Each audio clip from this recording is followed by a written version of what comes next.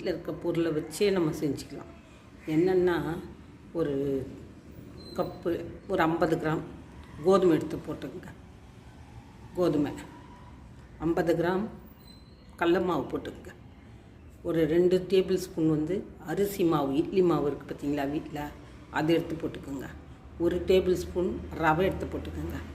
ஒரு சின்ன ஸ்பூனில் மிளகாத்தூள் போட்டுக்கோங்க. கொஞ்சம் ஆப்ப சோடா போடுங்க. கொஞ்சம் சால்ட்டு போட்டுங்க. கொஞ்சம் மஞ்சத்தூள் போடுங்க. முடிஞ்சு போச்சு. இதை அப்படியே கலக்கி ஒரு 2 கறிவேப்பிலை கட் பண்ணி போடுங்க. ஒரே ஒரு பச்சை மிளகாயை கட் பண்ணி போடுங்க. ஒரு அரை வெங்காயத்தை சிறுக கட் பண்ணி போடுங்க. முடிஞ்சு போச்சு. எல்லாத்தையும் அப்படியே போட்டு கையை போட்டு நல்லா ஒரு ஸ்பூனில் நல்லா அடின்னு அடிங்க. இல்லை பிசைய முடியலன்னா கை போட்டு நல்லா தண்ணி ஊற்றி நல்லா கலக்கி திட்டமாக போண்டா அளவுக்கு மாவு